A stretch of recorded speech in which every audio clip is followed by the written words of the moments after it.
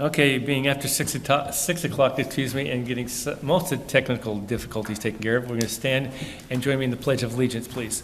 I pledge allegiance to the flag of the United States of America and to the republic for which it stands, one nation, under God, indivisible, with liberty and justice for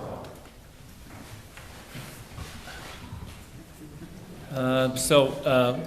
Councillor Stevens is not going to be able to make it. She has a personal matter she's dealing with, and I don't see Councillor Matthews here either. So we'll get started, and the first thing on the agenda this evening is public comments. So this will be a time to come forth and make a comment about something that preferably is not on the agenda at this time.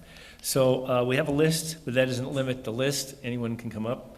The first one is Crook. I don't get the first name. If you would like to come up and give your name and where you reside and your comment, please.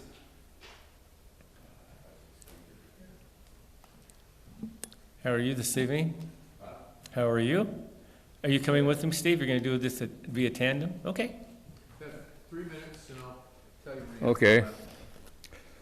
My name's Albert Crook. I live on 251 North 14th Street. I've got a problem with, we've been parking in front of my house for probably 60 years, 40 years for myself, and then my father-in-law before that. And it's come to the, I guess, not city, but the fire department that there's not enough room for fire trucks on that road with my vehicles parked out in front of my house like they have been for, like I say, 60, 70 years. And I tried to get some help on getting the boundaries on the property, but I just couldn't get any from anybody. The water board, I went and talked to him about finding my property markers up here on the middle of Highland and North 14th Street, but he never returned my phone call. I explained to him what was going on about needing to find out where my property lines were. And they said they're putting up no parking signs on the 18th. So then we have to make our own parking on my own property. So I've kind of begun that just in case I have to actually do that. So it's just kind of a hardship on me and a burden on everybody not to be able to just park in front of the house and come through the gate and you're in the house, as opposed to park way down on the back of my property and then have to walk up through there approximately 100 feet or something like that. So I just, I would maybe possibly need an extension if I don't even know who to talk to about getting an extension on this until I can get that all the way. I have to gravel it and all that, so I thought I could use some help there from somebody too. So 1 minute. You want to talk now? Sure. Okay. Okay, we'll start again on the time, Nate. Sure. Well, yeah, that's fine. We have two You got two different items. My name's Steve Jansen. I'm the county assessor. Mr. Crook came to me and asked if we could document where the edges of the street are. And failing that, where's the center of the street? So there's no survey monuments that we could find anywhere. There should, I've got a couple maps I've passed around. The North 14th has a grove of trees and grass on a little hill that's about this high, dividing the upper from the lower lane. You can't cross from lane to lane. It's a pretty good permanent barrier. So we looked up, I can't remember the name of the street, the next one to the north. Supposedly, according to the plat maps, there's a monument right at the center of that intersection. And there should be other monuments, but they've been paved over and torn up, and they are no longer there. So I suggested Mr. Crook go to the water board, since there's several shut-off valves and they have permanent fixtures there. They should know where the middle of the street, and they couldn't help him. And we're kind of at a dead end here, trying to trying to resolve the parking issue. Now, he's on the west side of the street, and if you can see by the image, there is no parking on the west side of his property. That's the 20-foot drop-off down onto Ocean Boulevard. The only parking would be right up against their fence, and like he said, it's been there for 60 years or 70 years. So I looked at other solutions to it. The only other solution to park on 14th is to park up on the east side of 14th, which is on the upper level, and really to get access to his house, that's a non-starter. So I looked at other possible streets. Go ahead, Steve. And North 12th is the same way. North 12th is a street with the big rock wall that divides one half from the other. Same size street, they're both 60 feet platted streets. And obviously you're not going to cross from left to the right lane on 12th. But what I would think is if there's no parking signs going to go up in front of Mr. Crook's house on 14th, then we should have no parking on North 12th either. And there's probably other streets around like that.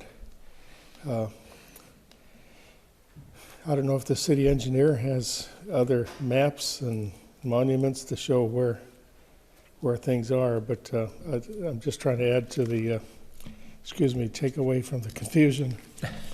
And if I can be of any help, please call me. Okay. So is Nicole or Mark, or is this the one that we got a notification on, I don't know, a month ago, an email, or Jim or whoever? Yes. And Yes, wasn't there it's- firewood out in front too? There was wood and the vehicles, yes. That's the one you got the email on. So is there any way that the parking can be accomplished here with fire services still being there at a 60-foot platted street or not? No, he'd have to make some parking on his property, or how would that work? Yeah, the paved surface is roughly 12 feet wide, and that's really what we're looking for.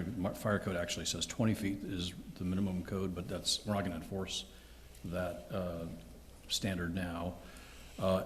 I agree that there are streets all over the city that are narrower, that maybe shouldn't have parking on either side or parking on one side only. But this particular case, Mr. Crooks, was addressed because of a complaint. You mentioned that the firewood was there, the vehicles in the roadway, so you couldn't drive a vehicle through.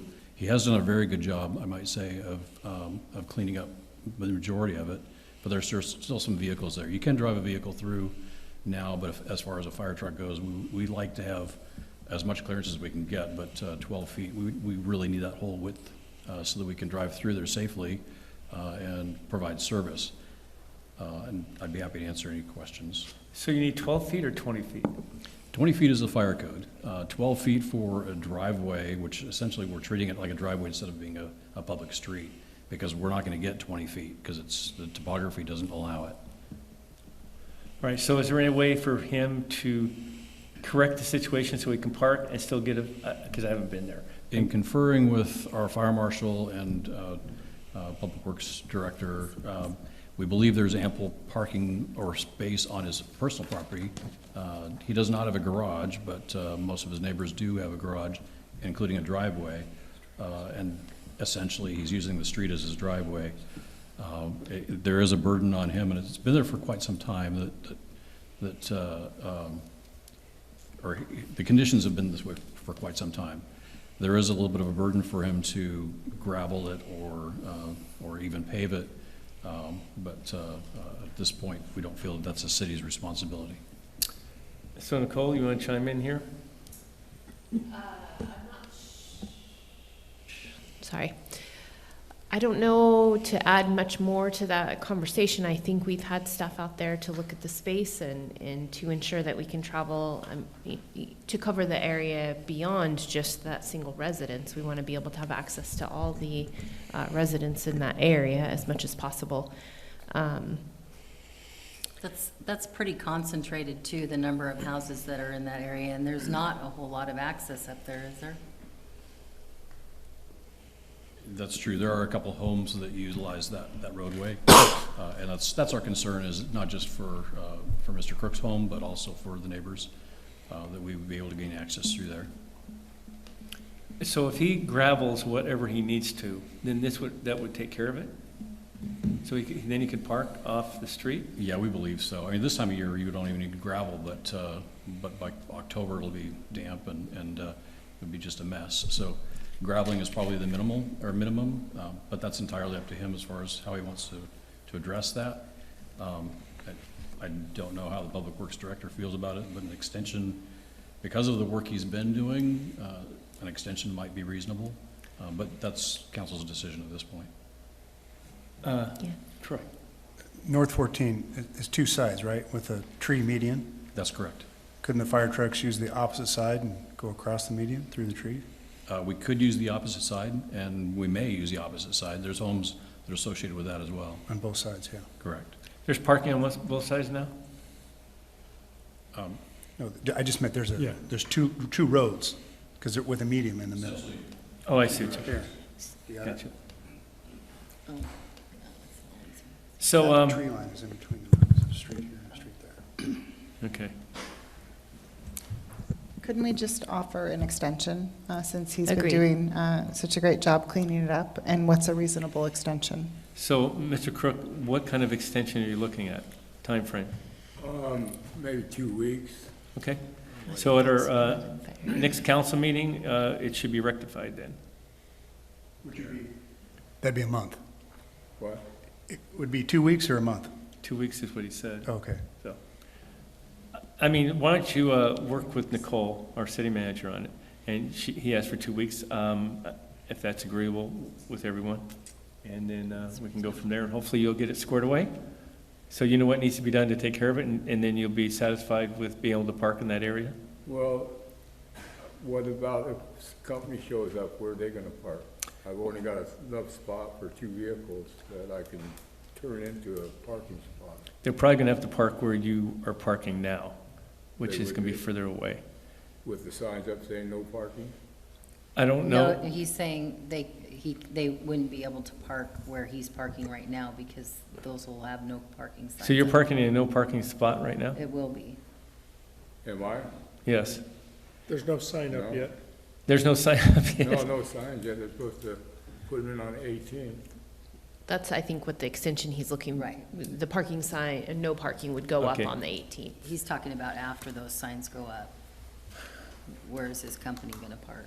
I think we can probably work, have some conversations with them and. So what's and the see. 18th? Okay, so are we talking about 14th or 18th here?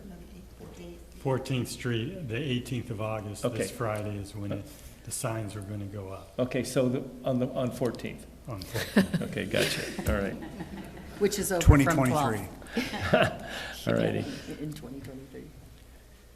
Okay, so so as he stated, after the 18th, the no parking signs are going to go up, and so no one will be able to park on this street. Is that what you're saying? That's correct. Because you won't be able to meet the criteria or the width that's necessary. That's right. All right. Chief, is it reasonable to have an extension of a couple weeks for him to finish what he's doing? Yeah, we've Before been the working on, parking sign we've been then? working on this issue since May. 2 more weeks, or it would not be a horrible inconvenience. I think it's reasonable. I think we decided 2 more weeks, but I guess the question that follows after that, with no parking on 14th Street, then, I mean, there will be no parking allowed because of the width, right? There's no way to resolve that. That's correct. Am I right? To answer his question about where does my company park, unfortunately, fortunately or unfortunately, the city's under no obligation to provide on-street parking anywhere in the city. So when people come to visit me, they usually have to park down the street a ways. And so it's, I understand, I mean, but I don't know, where would they park? I mean, that's what we're, they may have to walk a little bit. okay. Well, all right. Well, Mr. Mayor, to be clear, they may have to walk a little bit, or perhaps one of the vehicles that you have placed in your driveway could be moved and they could park there. Moved into what? just move to another location so company could come visit. Or they could park at his street. Well, I think that, anyway, in 2 weeks, let's revisit this and see where we're at, and make sure that there's no options here before we put the no parking. What also concerns me is that if this is allowed in other areas and we're not enforcing the same regulations, I have heartburn over that, because then we're not enforcing the same regulations throughout the city. So if we start doing this, then I think we're going to find ourselves in a position that we need to start thinking about doing this in other spots also that we haven't been doing. So I don't know how we are going to do that. I guess what I'm saying is, if we start doing this, how are we going to start doing it everywhere else? And then how are we going to determine what needs to be done? I don't know. That was my concern. Because eventually, somebody's going to show up, like this one. We had a complaint, I believe, and then we went out and reviewed it. So I would expect that this is going to happen again if what Steve stated is going to be the case, so, in other places. So I don't know. I agree. I think if we're going to start this for one, it kind of triggers action in other areas, and we need to be real about this and equitable. But then on the flip side, Mr. Crook, what you need to understand, and what the chief is trying to tell us, is that the reason that this is being talked about is for safety. If there's a fire and they can't get through, not just are you in jeopardy, but everyone on that street is in jeopardy of not being able to put the fire out. And this thing could spread and be a big issue, and it's a life and safety type thing. So it's not that we are trying to be really strict about the parking. It's more about safety and life is what we're looking at. So I hope you understand that. If my house was on fire, they wouldn't fight that fire from North 14th that's next to my house. They would actually fight it from the upper road. I've been told this from several people, that they wouldn't put their fire truck that close to a fire. They would fight it from the upper road, which is wider than the road down there where I'm at. But Now, that road, if you measure from my vehicles across the road, there's 12 feet there, easy. It's just down past my property. They narrowed that road down to about 10 feet wide down there. After my property is why it's so narrow down there. That's where they brought up saying that's 10 feet wide. And it never was built to accommodate the fire department. well, I don't know who you talked to that would say how they would fight the fire. I would think that I would still leave that decision to our fire chief and our fire department to determine that.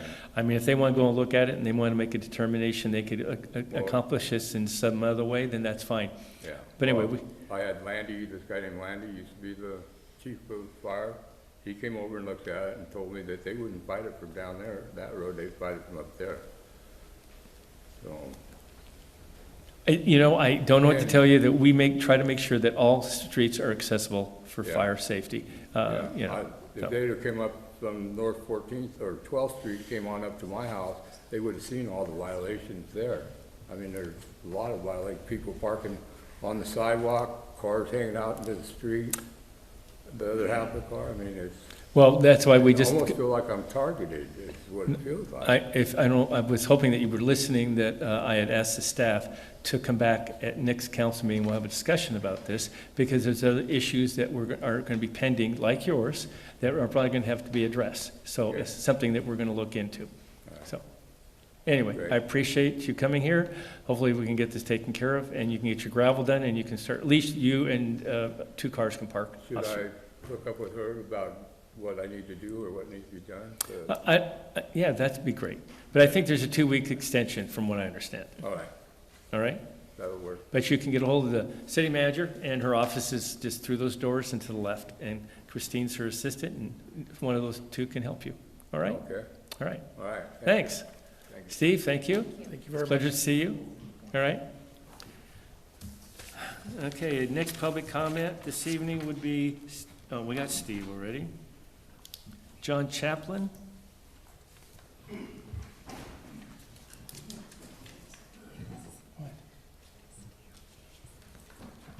My name is John Chaplin, and I've been a resident of Coos Bay since 1993. And I'm here to talk about the library, but I'm not here to talk about do we need pros and cons. That's a lot of discussion. And what I'm here to talk about is this body's response to the last election, which was a landslide. In case nobody noticed what the definition of landslide is, no, on the library, it was a landslide. And the response seems to be, well, let's plow ahead. How do we convince these people? And I don't know how we got here where we have a body of 7 people that don't represent, that not a single one of them seems to represent any of the values or thoughts of the majority of this community. I guess we were apathetic and you know, most of you got elected unopposed, I suppose, but we're not being heard. You know, we're not a liberal community. And I looked at this, the library poll, and it's got a ton of issues. I don't know who's picked that thing apart, but you guys got put together. There's so many problems with that I just can't get into it, but I'd be happy to explain what I noticed about it if anybody's interested later. But there was a direct correlation between political affiliation and the results on that survey. It seems like the more conservative people were the people that were saying no. And the more, you know, for lack of a better word, the Democrats seemed to be more in favor of it. Independents were kind of split. We're a community that said we gave 2/3 of our vote to Alex Garlotto. We give 2/3 of our vote to Christine Draza, and we're not a Democrat community, and it's been that way as long as I've lived here. So I'm glad we got Nate at 300 an hour watching a stopwatch, but so the problem is that you guys aren't listening. 2 times I watched your last meeting of the special meeting. I didn't attend it, but I watched it online and listened to you. And all you're talking about is how we can propagandize the people to try and get that 10% to vote how we want them to. But you're not listening to the 60% that said no. Just like you're oblivious to it. You're just going to plow ahead. It was evident to me that you have no intention of doing anything but building a new library. It's like this. Do you guys want a library? No. Okay, where do you want it? We said we don't want it. Okay, which site is best? That's not how this should go, but that's how you guys are going about it. And I can tell you it's going to get trounced again, and I can tell you that there's a general uprising in this community. People like me that we're not going to be apathetic anymore, and we're going to get involved, and because we've just had enough. Thank you. Thank you. So first of all, I can tell you that it's not political, and I don't know what survey you were reading that makes it sound like it is.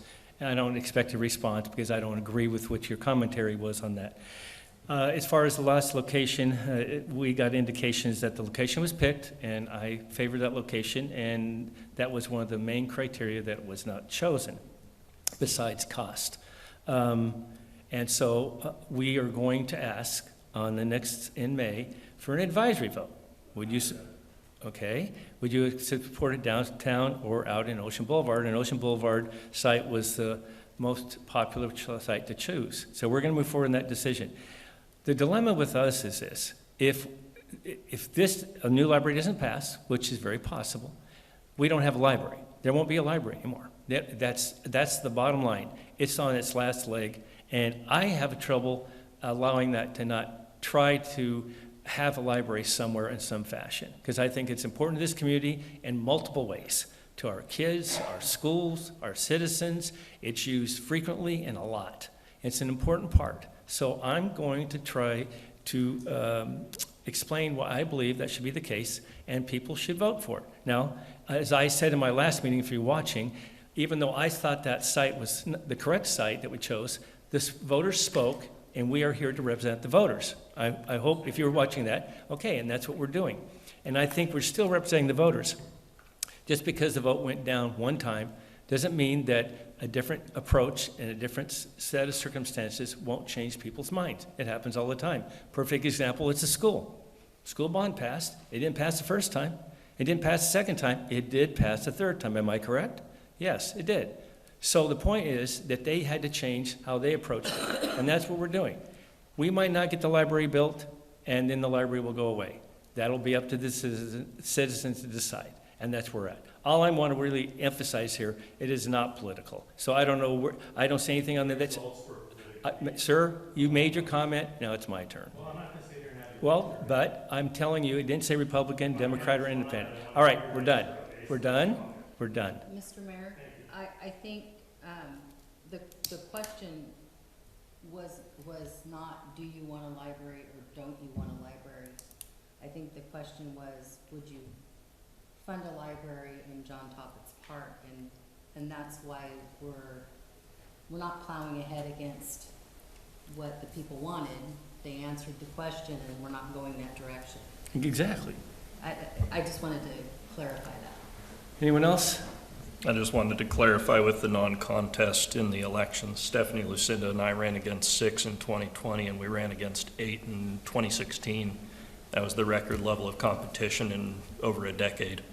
So we have run against other people and been elected from various parties. I appreciate your comments. I appreciate you coming here and giving us your opinion. This is a body that is not political. We are nonpartisan. We all have a political affiliation, but when we sit at this dais, we really are trying to make the best decisions for this community. And I think the mayor and Stephanie explained very well that yes, we did go out for a vote, and you are absolutely right. 2/3 of the people said we do not want a library in John Toppett's Park. There is a big group of people, as the mayor has reported out, that have come to us and said it was your location. So we feel, based on what we're hearing from the citizens, that we are doing our due diligence to look at the two right locations. And that was the discussion that we had in discussing the advisory vote, and we'll see what happens. And you're absolutely right. The voters ultimately will decide if they want a library. But I think that is us doing our due diligence to respect the citizens of this community, to simply just not do it again when we got the information that there were people who were interested in a downtown location. We wouldn't be serving our citizens well. But I truly appreciate you bringing your comments to us. I know it's difficult to stand up at that podium, and so I thank you.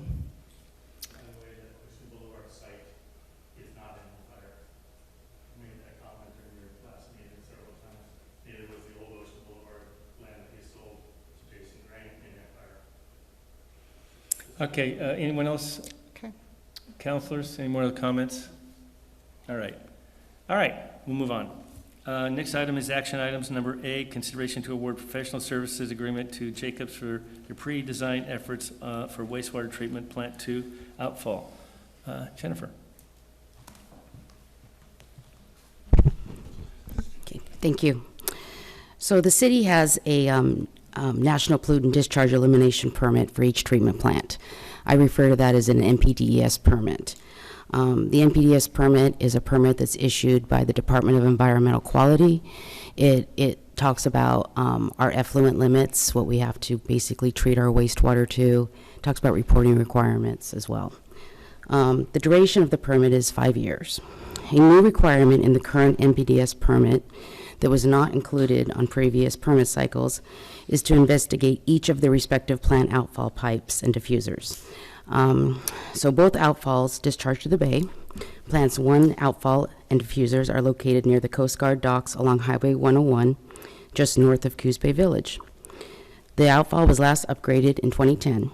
Plant 2 outfalls and diffusers are located about 800 feet west of the old Plant 2 site, which is located at the most western end of Fulton Avenue. I've included an exhibit of both outfall locations in your packet. Plant 2's outfall was constructed in 1975 and had an emergency repair performed on the diffusers in 2016. Your staff report says 2015, but I found documentation that corrected that. The city contracted with Ballard Marine to perform the diver investigation.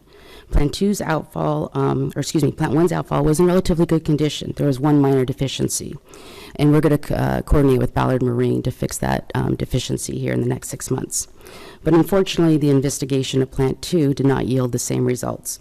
Major deficiencies were identified throughout the entire length of the pipe that was visible, and the diffusers were missing. It's been determined the entire outfall must be replaced. Staff provided the investigation results for both outfalls to the Department of Environmental Quality. At this time, we haven't received a response, but we have confirmed that they have received the investigations. Staff is estimating design and environmental approvals to range from 1.5 to 2 million, and that includes pre and final design. Staff advertised a request for qualifications for pre-design planning services for the outfall replacement project. One statement of qualifications was received from Jacobs. We always like to receive more than one, but this type of work is very specialized, so we weren't surprised. Staff entered into negotiations with Jacobs for the pre-design contract. Attached is their scope of work for an amount of $742,596. Once pre-design is complete, it's anticipated the city will contract with Jacobs for final design. The long duration to obtaining regulatory approvals the long duration is really attributed to regulatory approvals. We also know that the data collection and the pre-design efforts and even just presenting those regulatory permit applications are going to take a while as well. So once pre-design and regulatory approvals are complete, the city can commence with final design. Construction is anticipated 2026, 2027. Construction costs for outfalls of similar size in other cities have come in at 3.5 to 4 million, and that's 2023 dollars. Staff's recommending entering into a contract with Jacobs to commence with pre-design efforts for the wastewater treatment plant 2 outfall replacement project and a 15% contingency. This project was planned for in your FYE 2024 budget, and it's included in your Fund 29 Capital Improvement Water Quality Fund. Questions, council? Didn't we just do Plant 2 outfall not too long ago? 2016. 2016. I know. Still, I mean, for that, but we didn't expect a longer life than that? So that was an emergency repair, and it was to replace the diffusers. And the diffusers are missing per this recent investigation. Okay. So this will be more of a permanent fix, I presume? Absolutely. All right. Lifespan? 20 years. I was just trying to remember the, I think I got it. I just left it on this time. If I remember right, the last time we had work done on the diffuser, the contractor botched it, unless that was a different piece. It's a good memory. Would that be related to why we have to replace it again? That could be one contributing reason. Have we approached them about that? I'm looking here at Nate. One thing that we were unsuccessful in getting during our legal negotiations was the video confirming installation. Okay. So that's not an avenue, I presume? We had that discussion too, didn't we? I forget exactly who botched it up, but it was something we could look into. The statute of limitations is less than that, and if we knew they botched it back then, the statute of limitations probably already expired. So it probably is not a very viable plan. We could talk a little bit more about that. Okay. I remember it, but I don't remember all the details. I only have to remember it happened. I don't have to remember the detail. Exactly. So we'll check into that, though? Pardon? We'll check into it? Yeah, check into it. Okay. So what action do you need for us today?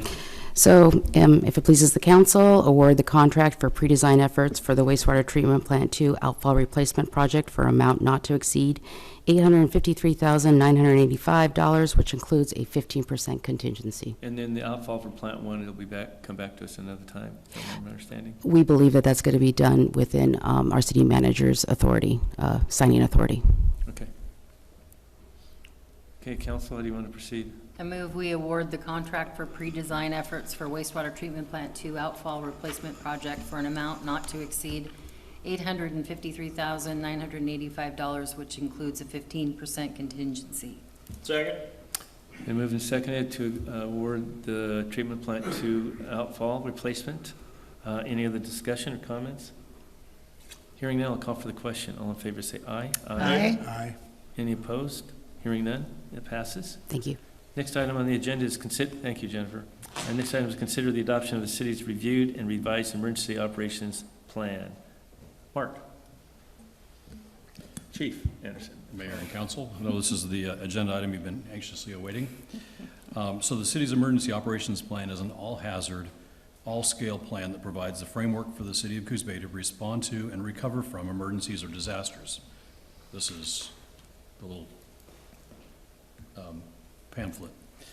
The emergency operations plan consists of 4 distinct sections. There's the basic plan that provides an overview of the emergency management system, legal authority, assumptions, and concepts of operation applicable regardless of the type of size of the emergency. Then there are 15 emergency support functions, which are functional operational level documents that identify the primary and support agencies as well as their responsibility in each phase of the emergency. Some examples of emergency support functions are communications, mass care, or emergency housing. The third distinct section is the 9 incident annexes. Incident annexes provide specific guidance for each of the 9 identified types of man-made or natural threats that are identified in the Coos County Hazards Mitigation Plan. The most common threat to our area is windstorm or severe weather and windstorms. We experience those almost annually, sometimes even a couple times a year. But other examples of natural or man-made disasters that we are susceptible to would include landslides, earthquakes, tsunami, flooding. But there are 9 of those. The last 5 are support annexes, and they provide guidance that are not identified in either the emergency support functions or the incident annexes. Some examples of those are damage assessment, training, or continuity of government. The emergency planning is a continuous process, and staff are tasked with a periodic review of the plan to ensure that accuracy and to address gaps in the planning. This year, staff have reviewed or revised the basic plan, ESF 8, which is public health and medical services, ESF 9, which is search and rescue, ESF 15 is external affairs, incident annex 4 is hazardous materials spills or releases, incident annex 5 is flooding, incident annex 6, wildland fires, and then support annex 2, which is evacuation and shelter in place, and then finally support annex 5, which is the declaration of an emergency and those procedures.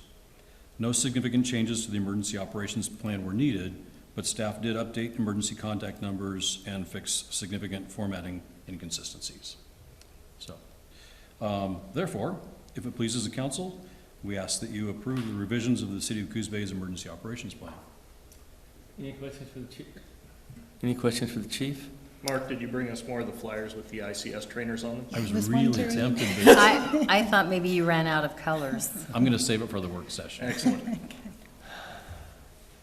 So how often is this updated, Mark, or chief? So annually, Okay. every year we look at roughly 1/3 of the document or the plan. And then, so everything gets looked at every 3 years. Great, very good. Other comments? Okay, council, how would you like to proceed? I move that we approve the revisions to the City of Coos Bay Emergency Operations Plan. Second? Been moved and seconded to approve the City of Coos Bay Emergency Operations Plan. Any other discussion? Hearing none, I'll call for the question. All in favor say aye. Aye. Aye. Any opposed? Hearing none, it passes. City Manager's Report. Turn that on. So the first thing that I was gonna just remind you, there is a flyer on your desks for an event that's happening at the airport, which you've been invited to. It is for, and I'm probably gonna get this wrong. Aircraft Rescue and Firefighting Station. Yes. So Thursday, I believe it starts at 4. Again, you should have already had some invites for that. Also on Thursday's a busy day, LOC is holding a legislative update based on the last session. I do believe Councilor Farmer is going to attend. I'll also be there, so we'll be bringing back whatever we get there. It's just part of their small cities regional meetings that they do on a, I believe, quarterly basis. They're just incorporating this legislative update. I also wanted to share that OBAB group had a successful cleanup campaign down at the boardwalk this last Saturday. I think there was 36 or 38, yeah, roughly, individuals who showed up to help. 12-ish bags of garbage. They did some painting. The tug that's in the one section, they painted the railing, which was in pretty poor shape, peeling off in lots of places. We did some staining of the benches there. Had a bunch of kids helping with pounding the nails in on the boardwalk. It was a really great show up. So kudos to that group for pulling that together. And then I had an opportunity to attend the county commissioners meeting today. You will probably remember that we've been working, I should say Chief Chapinar has been working with Sheriff Fabrizio to come up with a memorandum of understanding to help facilitate the transfer of North Bend's 911 tax dollars to the city of Coos Bay. Those are distributed by the state, and unfortunately the state is a little slow in getting those transferred over, and then they also require an agreement between both agencies. So we've been working on that for quite a bit of time. We were able to get to an agreement, and so they spoke about that at today's meeting, and that's been approved. So we do expect those dollars to start coming over, and with that agreement, we'll be able to reach out to the state and hopefully get that revised so that those are coming directly to us. And then the last thing I was going to share is we had plans to go out to do some road work in Eastside. We opened that bid today. Our initial estimate for those road reconstructions were 400,000 was our estimate, and the bid came in at 432. So we're pretty happy that it's that close, especially in the conditions we've been getting bids under. They've usually been a little bit higher. So essentially, we're going to be doing some work on E Street, 3rd Avenue, and 1st Avenue. So that's what I had for today. All right. Council comments? Were we going to look at the ballot thingy? Oh, sorry. I guess I should have explained that was the other thing that they talked about today, and that was just informational to you. Oh, okay. The ballot measure 110 has kind of been a topic of conversation. I think Jackson County may have also done a similar resolution that they intend to send to the state legislature. They spoke about that today, and there was support amongst the commissioners to also submit their resolution to the state. So, for clarification, this was adopted by Coos County, and also I think Jackson County adopted one, but they're just resolutions that they submit to the state. It's still up to the state legislature, I believe, or a referendum has to be acquired with signatures. Is that correct? Yes. For this ballot? Generally, these are either handled, through this activity if the state picks that up. Otherwise, an individual can start a referendum process, Right. which requires a certain number of signatures in order for it to move forward and get placed on the ballot. And this is to repeal Measure 110. Yes. Correct. I mean, I agree, 110 from all law enforcement has seemed not to be what it was expected to be, and more of a problem and causes us issues and in many ways. But with all of that being said, did they mention today at the commissioners meeting, was there avenue, did they feel that they could get there, or has there been some interaction or something? There wasn't any discussion about any of them having spoken to anyone at the state. Jackson County actually, I think, reached out to the Coos County commissioners, Okay. indicating they were going to start this process, and there was interest on Coos County's side to do the same. So They it's passed this unanimously? Yes. And for people who may not have heard what 110 is, this is the Drug Addiction Treatment and Recovery Act. Correct. For a mention, I thought it happened recently, but I guess it was a month ago, the program an implementation manager for this program gave a resignation effective immediately, citing malicious negligence on the part of Oregon Health Authority staff and mismanagement of funds. So, not great. Charlotte. Is there, do we have public comment? Did you want to make, Charlotte? Yes, if it's appropriate for me to make a public comment at this time on the topic. Sure. All right. Did you want to give your name and where you reside, please? Sure. My name is Charlotte Carver. I'm a resident of Bandon, Oregon. I am also a member of the Coos County Local Alcohol and Drug Planning Committee. So we are the mandated committee that is responsible for identifying needs and establishing priorities that relate to drug and alcohol prevention, treatment, and recovery services in Coos County. We're a cross-sector committee with lots of folks, including folks from law enforcement, from treatment programs, from healthcare providers, from prevention programs. We just completed a needs assessment and a strategic planning process and have a pretty lengthy report on those findings. We've also done a couple of presentations about our findings and would be happy to share that with the city of Coos Bay.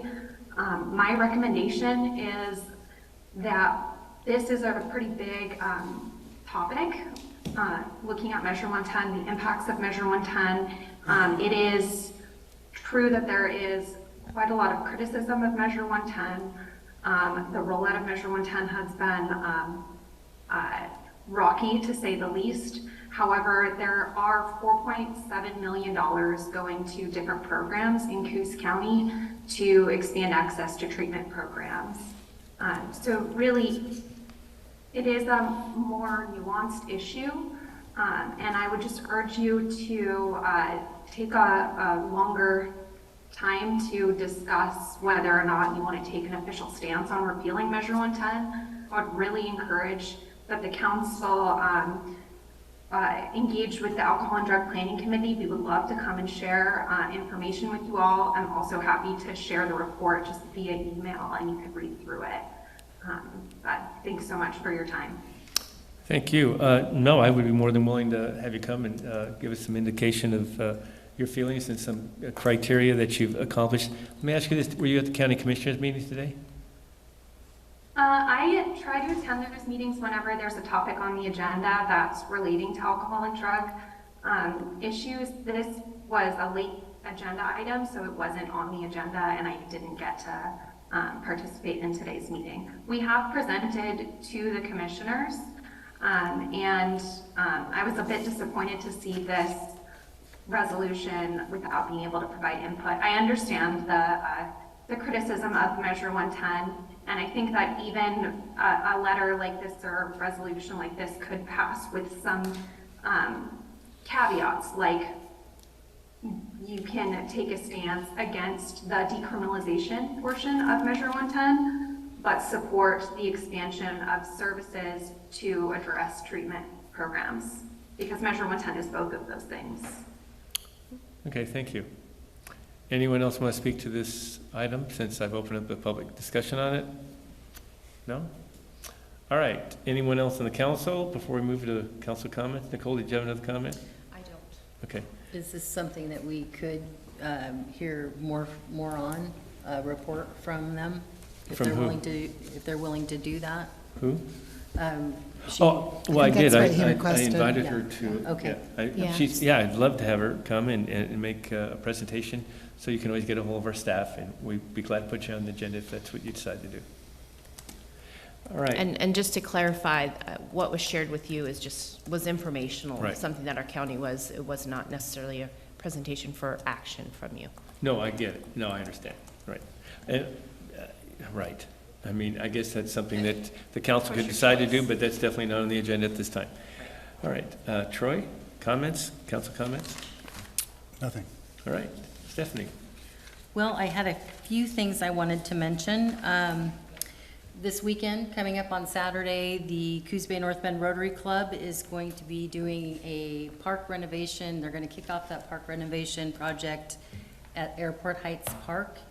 And so, while the district is waiting for a few pieces of equipment coming in for the playground, they want to make it usable, and so they're going to be painting some of the play equipment in there, and also refilling the sandy areas. So if anybody is interested in coming out and helping, I always say many hands make light work. And so it's open to the public, and we're going to start at 8 o'clock on Saturday, and that's just off Colorado, just past the turnoff for the terminal. So Airport Heights Park, painting and cleanup. Also, I, through work, also worked on the Chamber of Commerce committee that is looking to hire the executive director's replacement. Tim Slater will be retiring at the end of the year, and I think that they are getting very close on that, so there should be more to come. And then just a couple of questions for Chief. Which one? Yeah, we do have two chiefs here. Chief Chapinar.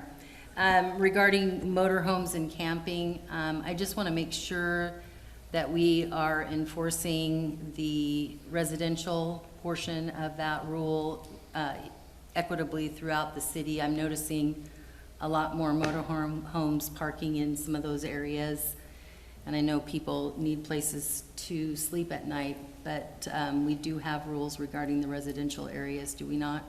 Absolutely, we do, and we are trying to enforce those as equally as we can. When we become aware of them, we go out and respond and address the situation. You know, it is summertime. We see an increase in motorhomes and people traveling in and out of the area, and sometimes it's honest mistakes. People don't realize the camping ordinance that we have. So we deal with that. We hand out pamphlets, and we try to educate them on where they can and cannot camp. And then we have some that they know the rules, but they decide to try to see how much they can get away with, and we deal with those as well. And so it's a constant effort. Generally, our community resource officer is doing that, but all of our officers are doing it. And I will say our admin is doing it as well. So, yeah. Thank you. All right. So, Chief, for the residential individuals that this is happening, the best thing they can do is call and inform the police department that this is going on, right? Please do. You know, we most of the time have 3 to 4 officers on, and we're handling, you know, a fair amount of calls as well. And so sometimes we don't get to all the neighborhoods, and we don't realize what's going on. So please report it. And so not specifically call 911, it'd be better call 541-269, right? 8911? 8911, Right. the non-emergency number, please. Please don't call 911 unless it is an emergency. Correct. Yeah. Okay, Stephanie? That's really all I had. I appreciate that. All right. I know it's a lot of effort. It is. Lucinda? I just wanted to thank the OBAP group for your cleanup. Really appreciate that and all of your work in doing so. I also had a question for our city manager. I know that the city is working on a grant with Travel Oregon for improvements on the boardwalk, and I think that deadline is August 29th, and I just wanted to make sure that we are on point to meet that deadline. So that is a great question, and actually the deadline's the 18th, and we looked at that, finishing up some final things today. We expect to send that off tomorrow. Great. Could I get a copy of that? Yes. Thank you. Okay. And then I wanted to thank Christine for all of her efforts for our send-off of our previous city manager. You did such a lovely job putting that together, and the fact that we were able to surprise him, I thought, was really quite remarkable. So thank you to you, and thank you to Nicole for all of your efforts. That's all I have. Drew? Quick update on some of the mental health stuff I'm working on. I'm unfortunately going to miss the legislative update. I have to be in Sisters because some stuff I'm working on worked better than I thought. So I've talked a couple times before about folks being injured due to the state hospital not taking patients that are at its appropriate level of care. Then the last month, there have been 2 stabbings in mental health facilities in Portland, 1 fatal shooting, 1 non-fatal shooting. And Sunday, we had a sheriff deputy hit by a car by an individual described as being in psychosis. Meeting recently with the Oregon State Hospital, they indicated that they wouldn't be taking any further referrals unless they had already committed a person-to-person crime, so lower level crimes. They're not even going to send them to the state hospital now to see if they can stand trial. They're not taking anybody before they've committed a crime.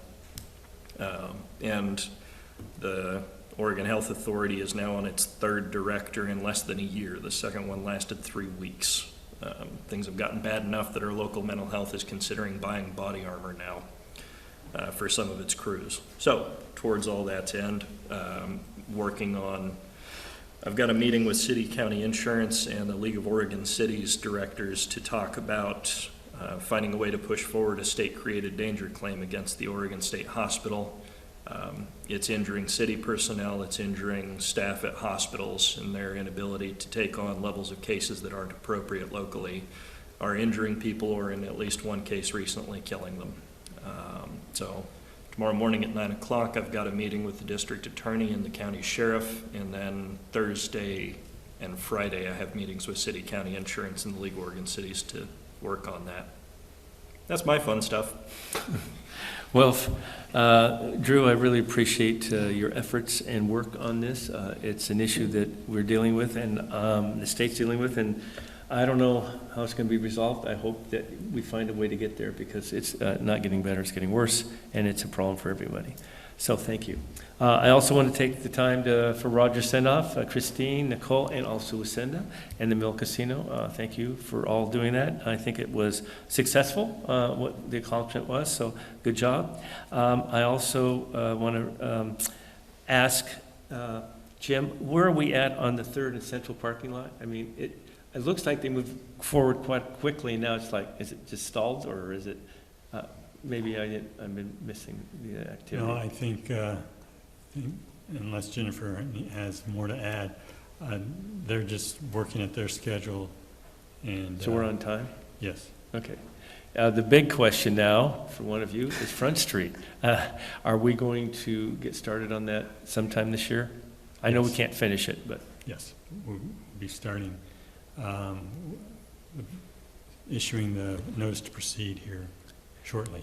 For the cleanup, right? Because that's kind of critical. Right. Get it done before it rains in October, is that? That's correct. Okay. All right. Thank you. So I attended the Oregon Counties Managers Association, OCMA, meeting in Hood River. It was enlightening in many ways to interact with the other mayors and see what's going on in their areas. It was at Hood River. It's very unique what they have going on for a small town. They've done very well. If you like to get out there on the river and kiteboard or windsurf or whatever it may be, there's hundreds out there. I think they need an officer out there directing traffic. But anyway, it's quite interesting. They have 4 urban renewal agencies. There are 2 that they've reached success with.